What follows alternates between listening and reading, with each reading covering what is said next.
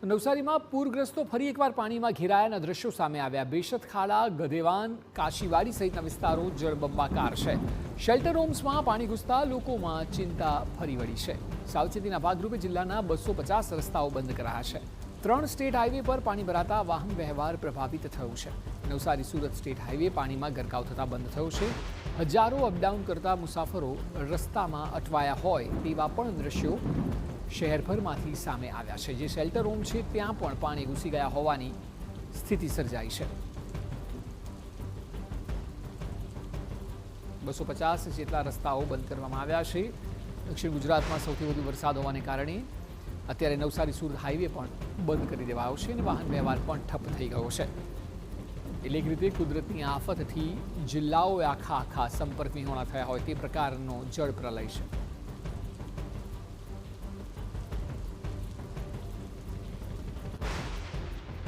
નવસારીમાં અંબિકા નદીના પૂરના પાણીમાં ફસાયેલા લોકોનું રેસ્ક્યુ કરાયું। જુઓ BN6 NDRFની આ ટીમ છે કે જે 67 લોકોનું રેસ્ક્યુ કરવામાં આવ્યું હતું તેના દ્રશ્યો। સરીખુર્દ ગામે ફસાયેલા લોકોનું રેસ્ક્યુ કરવામાં આવ્યું। 25 મહિલાઓ, 20 પુરુષો અને 22 બાળકોનો તેમાં સમાવેશ થાય છે। 67 લોકોનું સરીખુર્દ ગામથી રેસ્ક્યુ કરાયું છે। નવસારીમાં ભારે વરસાદ બાદ શહેર અને જિલ્લો જળબંબાકાર છે। કાલિયાવાડી વિસ્તારના અનેક મકાનો પાણીમાં ડૂબ્યા છે। ફસાયેલા લોકોને ટ્રેક્ટર મારફતે મદદ પહોંચાડવાનો પ્રયાસ પણ થઈ રહ્યો છે। હજુ પણ અનેક સોસાયટીઓમાં 7 થી 8 ફૂટ જેટલા પાણી છે। પાણીના વહેણને કારણે હજુ પણ અનેક લોકોના ઘરોમાં પાણી જોવા મળી રહ્યા છે। ફસાયેલા લોકોને ટ્રેક્ટર મારફતે મદદ પહોંચાડાઈ રહી છે।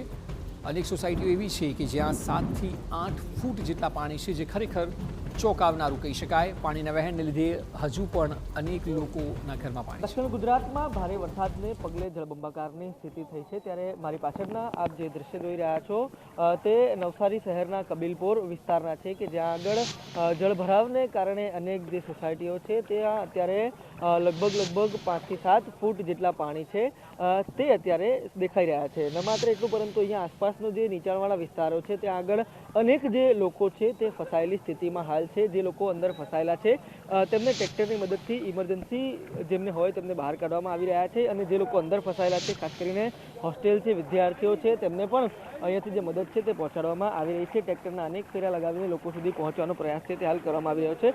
તેમની સાથે વાત કરીને ચિતાર મેળવવાનો પ્રયાસ કરીશું। ભાઈ, આપ કેટલા લોકો સુધી પહોંચ્યા છો? શું સ્થિતિ છે અંદર? કેટલું પાણી છે અને કયા પ્રકારની મદદ પહોંચી શકાય તેમ છે? આમાં એવું છે કે અહીંયા પાણી હજુ મતલબ કે 3-4 ફૂટ સુધીના પાણી છે અંદર શાંતિવન સોસાયટીમાં। અમે અત્યારે તે બાજુથી ગઈને આવ્યા, હોસ્ટેલ પર પોયરા લોકોને ખાવાનું પહોંચાડીને આવ્યા અમે। અને બીજું કે બહાર નીકળતા અમે જે કંઈ અંદર ફસાયેલા હોય, જે આ બાજુ આ પાર જે બાજુ પાણી નથી તે બાજુના સાઈડે આવવા માંગતા હોય તે લોકોને અમે સાથે બેહાડી લાવતા છે। હમણાં આ બાજુથી આયરા ગ્રીડ સાઈડથી આવવાવાળા વ્યક્તિ જે તે બાજુ જૂના ઠાણા જે જવા માંગતા હોય તે લોકોને હમણાં અમે તે બાજુ રામજી મંદિર ફૂડ પેકેટ્સ લેવા જવાના છે। તો એના માટે આ લોકો તે બાજુ જવા માંગતા છે તો અમે એ લોકોને આ બાજુ તે બાજુ સારી રીતના પહોંચાડી શકીએ તે રીતના અમે અંદર બધાને બેસાડીને લઈ જતા છે। હાલમાં બી ખરેખર શું સ્થિતિ છે? સરકાર પાસે કયા પ્રકારની મદદની આશા છે? સરકાર પાસે તો સરકાર મદદ કરી રહી છે। અત્યારે 2 દિવસથી અમે ફૂડ પેકેટનું વિતરણ બી કરી રહ્યા છે, પણ કેટલાક વિસ્તાર એવા છે કે જ્યાં રીચ થઈ શકે એવી જ પરિસ્થિતિ નથી, જેવી રીતે કાછિયાવાડી છે, રામલામોરામાં અમે આખું ટ્રેક્ટર ડૂબી જાય એટલા પહેલામાં જઈને ફૂડ વિતરણ કર્યું જ છે। મોટે ભાગે અમારી પાર્ટી, ભારતીય જનતા પાર્ટી અને કોર્પોરેટરો બધા આ વસ્તુ માટે દોડતા જ છે। હાલની પરિસ્થિતિમાં બધી જગ્યાએ જે કોર્પોરેટર જે વિસ્તારમાં છે એ વિસ્તારમાં કામ કરી રહ્યા છે। ખાસ આપ કાછિયાવાડી વિસ્તારની વાત કરી, ત્યાં આગળ અત્યારે કેટલા પાણી છે ને કેટલા લોકો ત્યાં આગળ સંપર્ક વિહોણા થયા છે કે તે લોકો બહાર નથી આવી શકતા? હાલની પરિસ્થિતિ એવી છે, કાછિયાવાડી વિસ્તારમાં 7 થી 8 ફૂટના પાણી છે, પણ વહેણ એટલો જબરજસ્ત છે કે નદીનો વહેણ હોય ને એ ટાઈપનો વહેણ છે, એટલે કોઈ ગાડી, કોઈ ટ્રેક્ટર કે બોટ જઈ શકે એવી પરિસ્થિતિ નથી। કેટલા લોકો ત્યાં આગળ ફસાયેલા કહી શકાય, અસરગ્રસ્ત કહી શકાય? એકચ્યુઅલી ફસાયેલા નથી, એ લોકો વર્ષોથી આ જ પરિસ્થિતિમાં રહે છે, એટલે એ લોકો ત્યાં જ રહે છે। મોટે ભાગે કોઈ નીકળતા કેટલા લોકો એમ મોટે ભાગે ગણતરી માટે 50 થી 60 ઘર જેવા છે ત્યાં કાછિયાવાડી પર। સ્વાભાવિક રીતે દક્ષિણ ગુજરાતમાં થયેલો વરસાદ અને અત્યારે પણ જે પાણી છે તે આપ જોઈ રહ્યા છો અને અનેક જે લોકો છે તે અત્યારે નવસારીમાં જળભરાવની સ્થિતિને કારણે હાલાકીનો સામનો છે તે કરી રહ્યા છે। તંત્ર મોટે ભાગે પહોંચવાનો પ્રયાસ છે તે કરી રહ્યું છે। આ તમામ બાબતો સાથે TV9 આપને સતત ગ્રાઉન્ડ ઝીરો રિપોર્ટ દર્શાવી રહ્યું છે।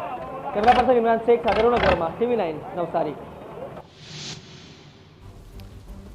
તો ગ્રાઉન્ડ ઝીરો પરથી અમારા સંવાદદાતા રોનક વર્માનો આ રિપોર્ટ છે કે જ્યાં અત્યારે જુઓ લોકોને ટ્રકમાં ટ્રેક્ટરમાં લઈ જવામાં આવી રહ્યા છે, રેસ્ક્યુ કરવામાં આવી રહ્યા છે. અનેક સોસાયટીઓ એવી છે કે જ્યાં 7 થી 8 ફૂટ જેટલા પાણી છે, એટલે તેની કલ્પના પણ ન કરી શકાય તેટલી વધારે પરેશાનીનો ભોગ ત્યાંના લોકો બની રહ્યા છે.